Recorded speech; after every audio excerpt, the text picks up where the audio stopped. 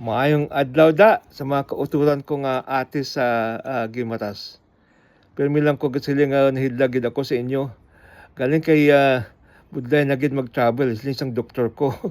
Hindi na ako kuno maka-travel sa Pilipinas kay kabudlay kay na aksidente ko da hindi makadumdum kamo no. Tapos pirmi lang ako ga-aksidente dira eh. Hindi ang doktor hindi agad hindi ka na pwede mag-travel sa Pilipinas. Kung di lang sa US pwede no, kung lapit-lapit lang pero kung layo. Kay bala mo kadug ang plane ride gaabot sang 20 hours eh. Di kabudlay gid kayo. Tapos medyo gamasakit ako da kung kisa. So anyway, basta kita lang kita dito sa video, okay lang sa akon, okay? So ang gusto kong hambalon sa inyong subong adlaw, ang hindi ko lang mabalaan sa Ilonggo inang word nga ini. Anong purpose sa buhay? I hope hindi dugay na ko wala kay Ilonggo eh.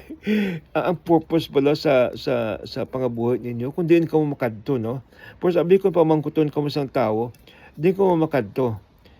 Hindi ang problema kasi natin dira lang ano naman mo sang dira lang di ka makadto. Kung hambalon ko sa tao di ka makadto. O makadto ko sa sa Bacolod, no? O makadto ko sa Iloilo. At least balaan nila kung di ka magkadto. Hindi ka kasilinga dyan lang. No?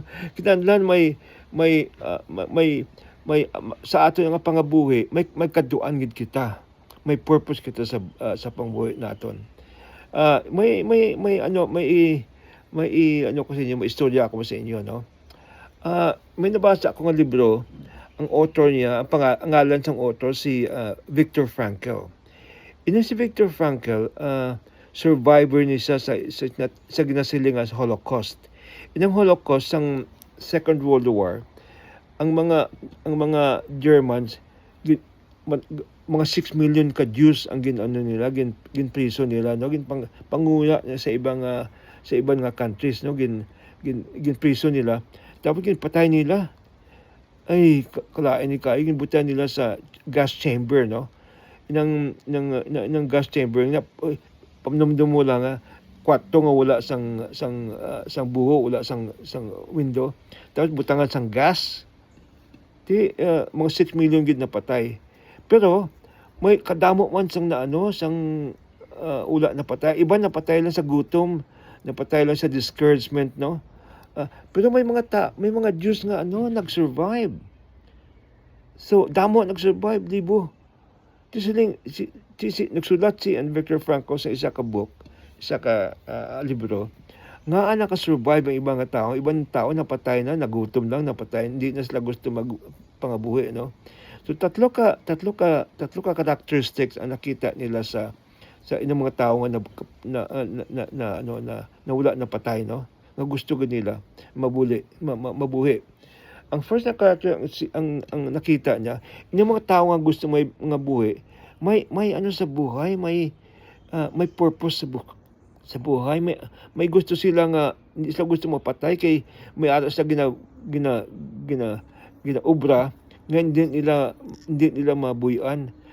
Iban sila doktor no gusto hindi sila magpatay kay gusto ko kay damo ako pasyente nga hindi ako iba dentist, iba teacher, yung iba musician no. So may ara silang ginahimo sila sa ilang pangabuhi nga hindi nila mabuyan. Gusto ko nila mabuhi kay hindi na mabuyan ang ilang purpose sa buhay. So meron silang purpose no sa buhay. Secondly, meron silang meron silang meron silang meron silang love no, yung pagmamahal sa ibang mga tao no. Ang pamilya nila gusto nila mabuhi kay bala mo sang una gin separate na sila mga asawa kag ang mga bata gin separate no. Ti ula na sa kabalo kung diin na sila gusto ko mabuhi kay gusto ko pa makita ang akong mga kabataan, akong pamilya.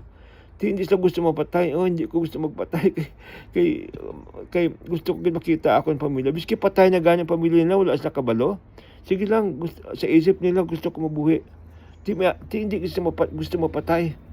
Wala, biski gutom, hindi sila gusto mapatay. So firstly, may purpose sila. Secondly, meron silang inang pagmamahal, no, pagmamahal, anong Ilonggong pagmamahal, may to love other people. Tapos lastly, nakaintindi na ang sakripisyo. Nga ang sakripisyo, temporary lang na iya. Kinahanglan magsakripisyo kita sa pangabuhi naton. So those are the things. But naman ginisiling ko, si Jesus, amo man si Jesus. Si Jesus may purpose man sa iyang pangabuhi. Siling niya, no, sa Luke 19:10, ari ako sa kalibutan para pangitaon ko ang tao nga nadula to save the lost. Tapos sa Mark 2:17, ari ako sa earth para ang mga tao nga nagkasala masakop ko sa akon. So amo nang purpose ng Ginoo. May sa specific purpose, no. Tapos ang purpose pa niya, I came to provide life in abundance. Ang purpose ko sa buhay nga ang mga tao nga pwede ko masakop, nga gusto ko makaraos sa kahirapan. Ang nang purpose sa atin, gusto niya masagana kita. Ang purpose ni Jesus. Tapos meron siyang ginasiling nga sakripisyo. Nag-sacrifice siya sa cross. Hindi lang kundi linya gusto po niya, meron siyang sense of loving, no? Linya, I command you to love one another. I have loved you, so you must love one another. Linya, palangga na akon kamo. Di gusto man nimo nga magpalangga man mo sa iba ng mga tao. Amo nang sili ni Kristo. Tapos pa niya, nagpalangga ako sang Ginoo. Akon nga pagpalangga kinahanglan ara sa inyong pangabuhi para makapalangga man mo sa ibang nga tao. So number 1, meron siyang purpose sa buhay, may ara siyang purpose. Secondly, may ara sa he has a sense of loving. Gusto niya mag-love sa ibang tao. And thirdly, meron siya nag-sacrifice siya. Nakalagay dito sa Philippians 2:6-8, no? Who, though he was in the form of God, si Kristo, God na, did not count equality with God a thing to be grasped, but emptied himself by taking the form of a servant. Ang Ginoo, ang Diyos naging tao sa persona ni Kristo para nagpa-humble siya. Tapos obedient to the point of death, napatay siya sa aton mga kasalanan. So those are the three things na ara si Jesus. May purpose sa buhay.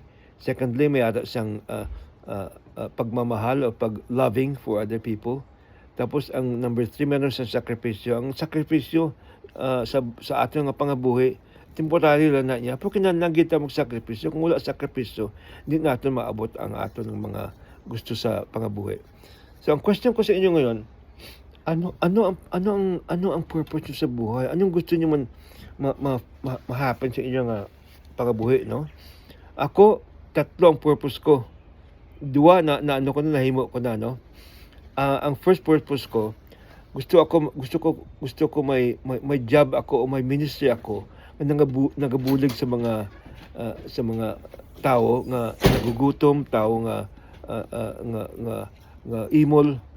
Amo nang purpose ko sa buhay. Di nakabit ko ng purpose gid. Nag-start ako sa organization nga para mabuligan kamo. Di amo nang purpose ko sa buhay. Balaan mo every year mga 300 ka families ang binabuligan ko. Di amo na sadya gid ako kay kada semana siguro mga 25 to 30 na families ang ginabuligan ko. So hindi lang kamo, may ginabulig ko sa Subanin sa Zamboanga del Norte, may mga ate sa Pangasinan, may mga mangyan sa Mindoro. Madami akong ginabuligan. Di mo nang purpose ko isa mo nang una ko purpose sa buhay, no? Nakuha ko gid. Ang second purpose ko sa buhay sa Ginoo, sabi ko, Ginoo, tagaan mo ako sa pamilya nga nga gahigugma, no? May asawa nga gahigugma sa ako. Gihatag na sa Ginoo. Gwapa pag gani yung asawa ko ginhatag sa Ginoo, tapos ang ang akon mga kabataan ba palanggaon ni ka biski adult na sila 30 isa 40 years old na nagahag pa kami kay palanggaan na gid kami. Ang second purpose ko, ang third purpose ko, Lord, gusto ko magsulat sang isa ka libro, no, nga makabulig sa ibang nga tao. Gasulat na ako subong. So ang tatlo ko nga gusto sa purpose ko sa buhay na ano ko gid, ako gid nga slimo ang kwarta ang kwarta maabutan ang kwarta yak may kung wala ka purpose, wala sang kwarta nga maabot. Po sabi ng purpose ko magbulig sa mga ang kinahanglanon. Di kinahanglan mag-ano gid kuya, kinahanglan maabot yun ng kwarta para sa pangabuhi. So those are the three things. Anong question ko? Anong purpose sa buhay? Secondly, ano ang inyong ano inyo ang pagpalangga nyo sa ibang nga tao, gagwa gid makita sang tao nga palangga gid kamo. Pero sa ako na palangga sadyahan gid ako nga palangga ko kamo kay nagaabot sa ako, nagabalik sa akon ang palangga.